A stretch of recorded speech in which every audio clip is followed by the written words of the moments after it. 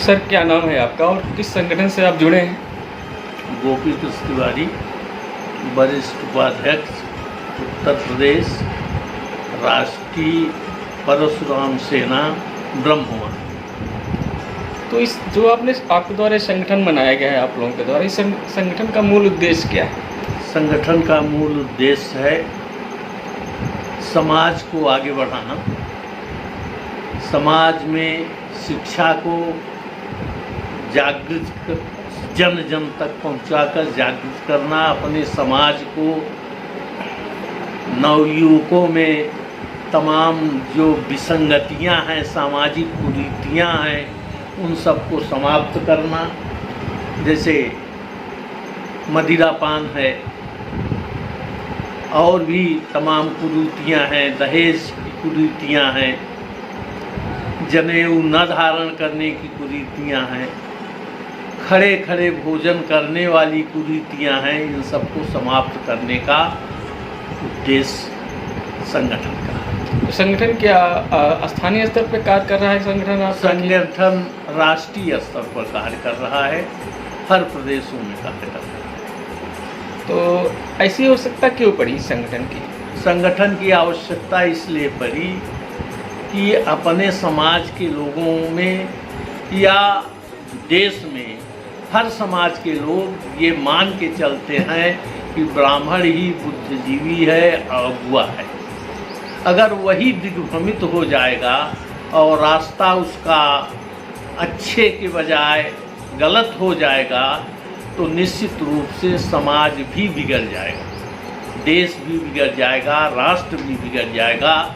इस बिंदु को संभालने के लिए यह महसूस किया गया कि हम लोग अपने पुराने जो धर्म हैं, जो पुरानी शास्त्र सम्मत, संविधान सम्मत ब्राह्मणों के नियम कानून हैं, उनका पालन किया जाए। जैसे आजकल एक ट्रेंड मिल रहा है पॉलिटिकल में कि आप जो बौद्धिस्ट अपने आप को कहते हैं और कुछ दूसरे वे के लोग हैं, अब यहाँ पर कहा नहीं जा सकता है कि जिनका काम सिर्फ आलोचना करना है, तो इस पर आप क्या कहेंगे? देखिए, वास्तविकता ये है कि जिसके पास ज्ञान होता है उसी को बुद्धिमान कहा जाता है। ब्राह्मण कुल में पैदा होने मात्र से ही कोई आदमी बुद्धिजीवी नहीं कहा जा सकता। उसके साथ उनमें वो ज्ञान और ऊर्जा भी होनी चाहिए, संभावना भी होनी चाहिए, सबकी मदद करने की भावना भी होनी चाहिए, दान लेने और दान देने की प्रवृत्ति भी होनी चाहिए। ऐसे लोगों को ब्राह्मण समाज में उच्च स्थान दिया जा सकता है। नहीं सर, कहने का तात्पर्य ये है कि आज आप अक्सर सोशल मीडिया पे देखते हैं, ट्विटर हो चाहे फेसबुक हो, तो कई लोग केवल आलोचना करते हैं कि आप लोगों की आलोचना की जाती है कई ब्राह्मणों की, और कई लोग ऐसे हैं जो कि अपने आप को कहते हैं बौद्धिस्ट है, कुछ लोग कहते हैं कि मैं एथिस्ट हूँ, नास्तिक हूँ। तो इस पर क्या है? उसका मुख्य कारण ये है कि जब अन्य लोग जो जिनको आगे बढ़ाने का प्रयास किया जाता है और कुछ आगे बढ़ते हैं, उनको शिक्षा के द्वारा, चाहे दान के द्वारा, चाहे संन्यास के द्वारा, चाहे समाज के द्वारा, चाहे सनातन के द्वारा, जब वो कुछ जानकार हो जाते हैं तो उसके बाद कुछ कमियां रह जाती हैं, तभी वो अपना अनाप शनाप की बातें पैदा करना शुरू कर देते हैं और उसी में यह बात उभर करके आती है।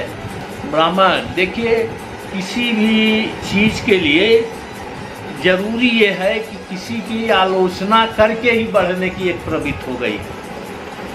जैसे मायावती ने शुरुआती दौर में कहा कि तिलक, तराजू और तलवार, इनको मारो जूते चार, ये खूब प्रचलित हुआ और उसी से मायावती का उत्थान हुआ। तो आज लोग ये देखते हैं कि हम किसकी आलोचना कर दें, किसका विरोध कर दें, किसके बुरा भला कह दें, वो आगे बढ़ जाएगा। नहीं, उन्हें लगता है कि इससे उनका फायदा होगा। फायदा होगा और होता भी है। अगर एक अच्छा व्यक्ति आपको समझाने का प्रयास करेगा, आपके समझ में नहीं आएगा। लेकिन अगर एक शराबी है, वो शराब पीता है, बुरा है, उसको बार बार हम समझाएं, उसके समझ में बात नहीं आती। लेकिन इसलिए नहीं आती कि वो शराब के नशे में धुत है। लेकिन वही अपने परिवार का नन्हा सा बच्चा, जिसको बार बार माता दूध पिलाती है, लेकिन वो दूध फेंकती जाती है, दूध को पीना नहीं चाहती। अच्छा, एक बात और सर देखने को मिला है कि जो आज की नई पीढ़ी है, हमने अक्सर देखा है, वो कहीं न कहीं अपने धर्म के बारे में नहीं जानती। बिल्कुल नहीं जानती। तो क्या लगता है यहाँ किसकी कमी है? अभिभावक की कमी है या कुछ और? नहीं, वो समाज की कमी मानिए, उस समाज की कमी मानिए। अकेले अभिभावक की कमी हम नहीं कर पाएंगे, इसलिए कि अभिभावक प्रयास, कोई भी अभिभावक ये प्रयास करता है कि हमारा लड़का अच्छे रास्ते पर जाए, अच्छी सभ्यता अर्जित करे, पढ़े लिखे, समाज में स्थान कायम करे। लेकिन समाज ऐसा है जो लोगों को दिग्भ्रमित करके अलग दिशा की ओर लेके चला जाता है। नहीं, कई केसेज में से आए हैं लव जिहाद। लव जिहाद के बारे में क्या कहना चाहें? कुछ लोग कहते हैं कि माता पिता जो आलोचक हैं, उनका ये कहना है कि जो माता पिता हैं अपने बच्चों को धर्म के बारे में नहीं बताते हैं, इसलिए वो कहीं न कहीं दिग्भ्रमित हो जाते हैं। और कई लोगों का ये मानना है कि इससे लव जिहाद को भी बढ़ावा मिला है। क्या कहेंगे इस पर? नहीं, लव जिहाद अच्छा तो नहीं है, और माता पिता उसको चाहते भी नहीं हैं। लेकिन आज एक ऐसी परिपाटी बन गई है कि लड़के अपने मन से इस कार्य में ज़्यादा लिप्त होते चले जा रहे हैं। सिर्फ क्या इसको आप इससे नहीं देख रहे हैं, जैसे आपने देखा है कि आज जैसे पहले संयुक्त परिवार होते थे, आज एकल परिवार देखने को ज़्यादा मिल रहा है। तो जो रोक टोक है, जो जैसे चाचा होते थे, ताया होते थे, बड़े लोग होते थे, तो एक दबाव रहता था। एकल फैमिली होने से वो दबाव कहीं न कहीं कम हो रहा है। क्या कहेंगे इस पर आप? देखिए, एकल फैमिली या एकल समाज या सारे लोग माता पिता जितनी दूरी बनाएंगे उतना ही बच्चा मनमानी होता जाएगा। और उसके पीछे कारण केवल एक है कि बच्चे को कुसंगत मिल जाती है, और उस संगत में जब बहने लगता है तो समाज या माता पिता या चाचा किसी का कहना ही नहीं मानता। मजबूरी हो जाती है कि लोग ये सोचते हैं कि चलो भाई, अच्छा इससे ये है कि वो मरे कटे न, चलो हम क्यों इतना बड़ा दबाव डालें। फाइनली आज की पीढ़ी को क्या संदेश जाएगा आपका? हाँ, अंत में आप ये बताएं कि हाँ, जो आधुनिक पीढ़ी है, हाँ, और खासकर आपके समाज की, हाँ, उसके लिए क्या मैसेज है आपका? हमारा मैसेज ये है कि सारे लोग, आज की पीढ़ी के जितने लोग हैं, वो पुरानी पीढ़ियों को याद करें और उनके द्वारा संस्थापित जो नियम कानून हैं उनका परिपालन करें। जैसे आप ये मान के चलिए कि आज जो भी ब्राह्मण के यहाँ कहीं भी आप भी जाते होंगे, देखते होंगे, खाना खाने जाता है, खड़े खड़े भोजन करता है। और खड़े खड़े भोजन करने की परिपाटी जानवर या पशुओं में ही रही, मानव में थी ही नहीं। केवल ब्राह्मण ही नहीं, मानव में ही नहीं थी कि वो खड़े खड़े भोजन करें। और जब आप बैठकर भोजन करते थे तो ब्राह्मण थोड़ा उससे इतर रहता था, वो सारे कपड़े उतारता था, पैर धोता था, तब बैठ के भोजन करता था, मंत्र बोलता था, तब खाना खाता था। ये सारी परिपाटी समाप्त हो गई। आप ये मान के चलिए, दहेज की कुप्रथा आई, जनेऊ धारण करते हैं, उसका परिपालन नहीं करते। अन्य जातियां जनेऊ पहनने लगी, ब्राह्मण जनेऊ पहनना छोड़ दिए। इन नई पीढ़ियों के लिए हम लोग संदेश देना चाहते हैं कि जो पुरानी परिपाटियां हैं, जो पूर्व में संस्कार मिले हैं अपने पूर्वजों से, उसका पूर्ण रूप से पालन करें। जो आपकी ये प्रश्न थोड़ा पॉलिटिकल है आपके जी। जैसे राहुल गांधी कहते हैं कि मैं ब्राह्मण हूँ, क्या आप उनको ब्राह्मण मानते हैं? देखिए, राहुल गांधी ब्राह्मण हैं, ये कहते हैं, हम उनको ब्राह्मण मानते भी हैं, लेकिन ब्राह्मण की बहुत ही कैटेगरी है। इधर भी हमारे यहाँ 1.25 लाख ब्राह्मण हैं। उपधिया, चौबे, पाणे, त्रिपाठी, गुप्ता, मिश्रा, इस ढंग से 1.25 लाख लोग हैं। अब वो कश्मीरी ब्राह्मण हैं।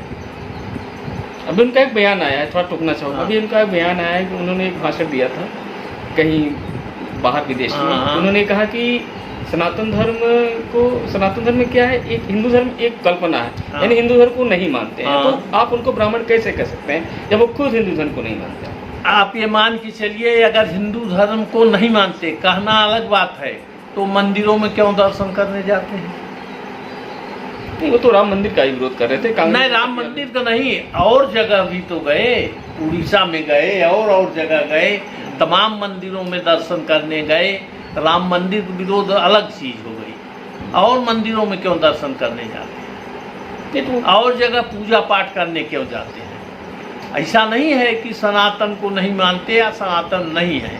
अच्छा, एक मेरा अपना मानना है कि राजनैतिक आदमी से धर्म नहीं चलेगा, सनातन नहीं चलेगा।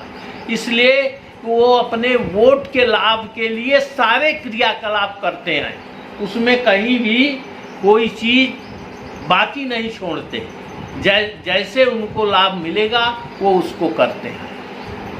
आज भी आप मान के चलिए, ये जाति व्यवस्था इतनी बिखरी हुई है इस समय, यह वोट बैंक की राजनीति के लिए ही हो रही है। तो क्या लगता है आपको, जो आजकल आपने पहलगाम में देखा होगा धर्म कुछ गोलीबारी हुई है जी, क्या मैसेज है? क्या हिंदू समाज अब को एक हो जाना चाहिए? हिंदू समाज को एक होना चाहिए, पूरे देश को एक होना चाहिए, और उसमें हमारे अपने ब्राह्मणों के अग्रणी भूमिका निभानी चाहिए।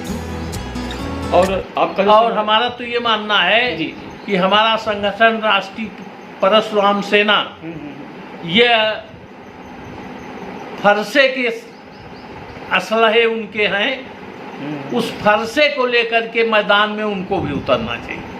तो आप और बताइए, आपके संगठन के द्वारा कुछ कार्य ऐसे किए जा रहे हों या कुछ ऐसे योजना है, क्या है, कुछ बताएंगे इसके? हमारे संगठन के द्वारा हर जगह योजनाएं, जहां भी अन्याय होता है, अन्याय के खिलाफ परशुराम जी सदैव लड़े, और वो उनके पिता ब्राह्मण रहे, उनकी माता ठाकुर रही, उनमें वो रक्त है, ठाकुर का भी रक्त है, फरसा भी इसीलिए लेकर चलते हैं, और उसके साथ वो लड़ते रहे, और विष्णु के 6वां अवतार हैं, अमर हैं, उसी का अनुयायी हम लोग बने हैं, और उन्हीं के पद चिन्हों पर चल करके हम लोग अपने समाज में, अपने देश में, अपने राष्ट्र में अच्छा संस्कार पैदा करने और जन जन को लाभ पहुंचाने का कार्य करेंगे। जी, अंतिम ये बताइए, आपको इस सेक्टर में आने की कैसे जरूरत पड़ गई? क्योंकि जैसा कि मैं जानता हूँ, आप शिक्षा के क्षेत्र में आपने एक अग्रणी भूमिका निभाई, नेता के रूप में, शिक्षक के रूप में हमेशा लोगों की सहायता की, जहाँ तक मुझे पता है। तो यहाँ कैसे आ गया? इसमें इसलिए आना पड़ा क्योंकि एक शिक्षक के नाते नहीं, हम बता रहे हैं आपको, इसमें इसलिए आना पड़ा कि तमाम लोग ब्राह्मण के अनेक संगठन बनाए हैं। मेरे मन में एक कल्पना थी, किसी एक संगठन से जुड़े और ब्राह्मणों के जो अनेक संगठन हैं उन सबको संयुक्त करके एकजुट करें, इसलिए मैं आया। ऐसा है कि जैसा कि आपने बेहतर काम किया है शिक्षा के क्षेत्र में, टीचरों के लिए, अध्यापकों के लिए जो प्राथमिक स्तर के थे, इसमें भी आपके लिए बेस्ट विशेष है, इसमें भी अच्छा करेंगे, ईश्वर से ये प्रार्थना है। धन्यवाद। आप नहीं, हम प्रयास यही करेंगे कि सब एकजुट हो जाएं। जितने संगठन हैं, संगठन भी बहुत हैं, ब्राह्मणों के जैसे ब्राह्मण 1.25 लाख है, वैसे संगठन भी बहुत है, और अनेक संगठन से कोई काम बनने वाला नहीं है। सारे संगठन एकजुट हो जाएं, एकजुट हो करके समाज और राष्ट्र के कल्याण की दिशा में कार्य करें। कोई जाति विशेष के पक्ष और विरोध के लिए यह संगठन नहीं। जैसा कि अंग्रेजों ने भी किया था ना, कि आपका ब्रेन ड्रेन किया गया था, आपका ब्रेन जो ब्राह्मण है उनको लग रहा था कि यही शिक्षा क्षेत्र में आगे हिंदू समाज का हुआ है, आपका ब्रेन भी किया गया था इतिहास तो अंग्रेज भी तो ब्राह्मणों को अपना मंत्री बना के रखते थे, मुगल भी अपना मंत्री बना के रखते थे। ये तो है, ये तो है। राजा कोई भी रहा लेकिन मंत्री ब्राह्मण ही तभी तो रहा। ब्रेन करने की कोशिश की गई आपकी, अभी भी चीज रही है हमेशा की वो तो होता ही रहेगा। Thank you sir. इसलिए जिसके पास ज्ञान होगा उसको दुनिया मानेगी।